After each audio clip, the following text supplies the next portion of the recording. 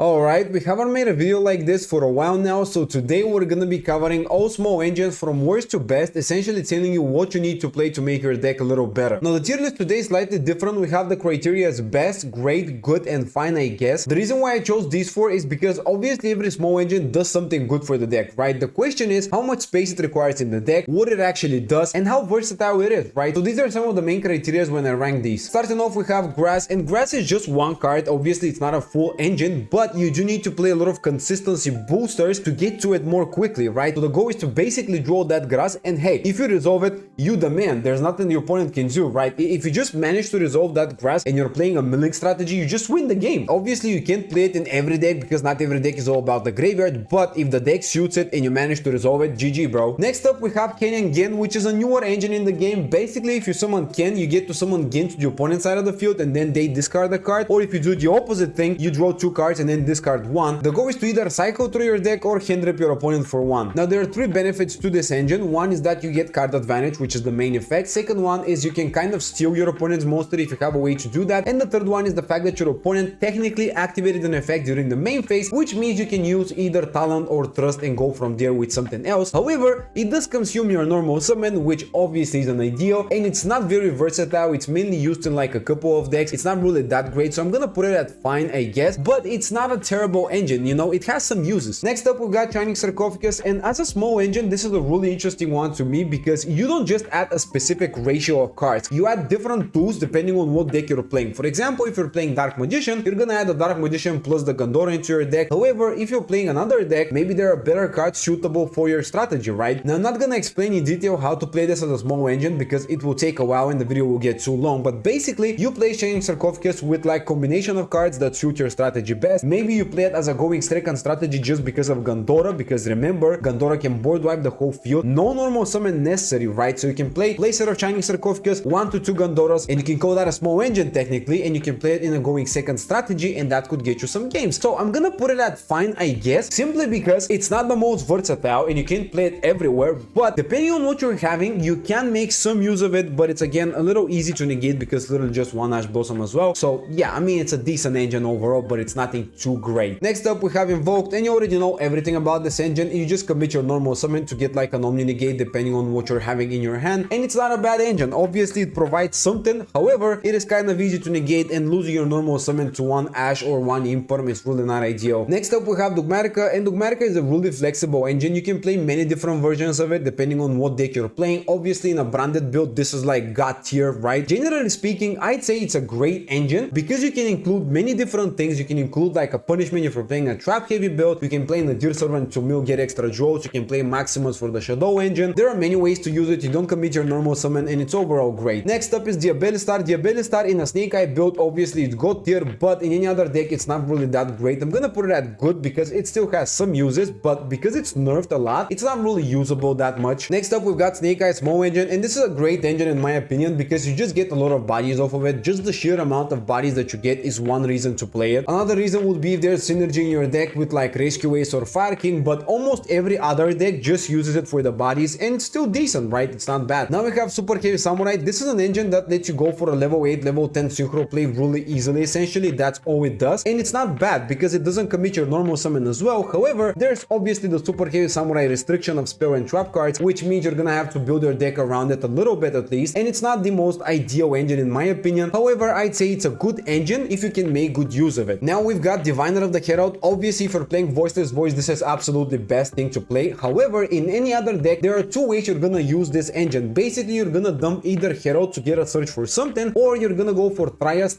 Tribute special summon, then you go for a level 1 tuner and you summon a level 10 synchro, primarily Baron de Fleur. So it can give you a free Baron on the field at the very least, which is not bad, but you do need to commit your normal summon, and if that gets negated you feel like you're playing Invoked because the body becomes kind of useless. So if there's no synergy in your deck between Diviner and the other cards, it's a fine engine. It can become good if there is some synergy because you can space summon something from the deck, and in Voiceless Voice it's god tier, so I'm gonna leave it at good for now. This is probably fair. Now we have the Melodious engine, and the main reason why we're playing this is because of Ostinato. This card essentially allows you to fusion summon from the deck, sending the materials to grave, and then you can resolve a bunch of plays after that, get a number of bodies to use for whatever you like, and even set up pendulum scales if you need them. So if you resolve Ostinato, this is the best thing ever, but considering the fact that you need to play a couple of cards that don't do anything by themselves, I'd say this is overall a great engine to play. And I recently made a Shining Sarcophagus video where I played this as a small engine and showed basically everything that the engine can do, so you can check it out if you're interested. Now we have one of my favorite small engines, Toybox. This is the engine that I've used most since it came out. I have so many videos about this engine and different ways you can use it, and in my opinion this is like one of the best engines you can play, dude, because it's just so cool. Now the problem with that is the fact that sometimes it's a little hard to get going because you need to actually send the toy soldier and the toy tank to the grave, but if you manage to resolve it, you can win the game off of it. But realistically speaking, because the engine is not that consistent and it doesn't do anything on its own, you have to play Magician Souls to make it work. I'm gonna put it at great tier, and I'm gonna put the Magician Souls at good tier, even though they can be great with Toybox together, but without it, it's a little less good. Not every deck can sacrifice 2 spell cards to draw 2 cards. Also, if it does get negated, it's a little problematic because you just sacrificed 2 cards you had, so you know, it's not ideal. Moving on, we have Zoodiac Barrage, and Zoodiac Barrage is a card that allows you to essentially set up either Dryden or 2-effect Zeus, or even the Xyz Armor engine, because it allows you to space summon a Zoodiac monster from the deck essentially. And this engine is actually super powerful. The only downside is the fact that you need to leave like half of your extra deck just for the Zoodiac place alone, which is not ideal clearly, but outside of that, it's just one of the best things ever, and I'm still gonna rate it as best because I think it's super versatile and super strong. Next up, we have Horus, and this is one of the best engines you can play. It's versatile, it provides you bodies, you can go into Xyz place, you can go into Link place, it doesn't restrict you into anything, and it's super consistent. The only downside is the fact that you need to empty your pockets to get this. Moving on, we have Tuning, and this is an engine that uses either Revolution Synchron or Assault and Revolution Synchron, the goal of which is if you're playing a level 4 deck basically and you summon a bunch of level 4 bodies, you can use the tuners to synchro summon, and it's especially useful when you're playing something like Runick or any deck that can set up level 4s really easy on the field. And it's actually not a bad engine. I'm gonna put it at good because it's not that versatile and it does take a little bit of space in the deck, so I think that good is fair to say. Now we have one of the most toxic small engines, and believe it or not, Artifact Scythe is actually not that good anymore. A lot of people don't prefer to play this because you don't necessarily need it, and it's also a little easy to negate. There are a lot of tools that can stop this. To be honest, it is a little difficult to resolve it, and you also need to build your deck around it at least a little bit, and for those reasons I'd say it's a good engine but not as good as it used to be. Next up, we've got Bystials, and in my opinion they are the best small engine you can actually play because they are versatile, they are hand traps, you can use them in almost every deck and they can do a lot of cool things for you. The only downside is if your opponent doesn't play light or dark, it's slightly worse, but even then you can make good use of them. Now we have Runick, and even though I kinda like the engine, I'm gonna put it at fine because a lot of the best cards are limited and you're kind of forced to play some of the worst options because there's nothing else to play, which I don't like. Alright, next up we got Therion with Regulus, primarily just the field spell and Regulus. These are actually pretty good, not only for the negate, but because also the Disc Coliseum can give you protection and it's not that bad. So I would say this is like a great engine if you can make it work in your deck, and I'm really a fan of it. It's pretty cool. Moving on, we have Kashtiras, and Kashtiras are a nice engine because they provide free bodies to use, which is great, but there are some cards that you don't want to draw. For example, Board, it's completely useless if you draw it without Kashtira cards, and all of the good Kashtira monsters are limited, which hurts the engine as well. So I'd say the good category fits them best. And finally we have Punks, and I'd say Punks are still not bad, but they just fell off because there are a lot of new things in the game and this is a little older of an engine. But for what it does it pretty well, and it's still usable in a couple of strategies, so I would say the good category fits it best in my opinion as well. I think that's fair. Well, there you have it everyone. This is my small engine tier list. I decided to go over the most generic options, but of course if you have any other questions about an engine that I missed on mentioning, let me know in the comments below. I would love to help. Also, if you don't agree with any of my choices, let me know as well, because we're all trying to become better at Yu-Gi-Oh together. And also check out more Yu-Gi-Oh! Mass Duel content. If you like this video, you can give it a like and subscribe, and I will see you guys in the next video. As always, have a great day.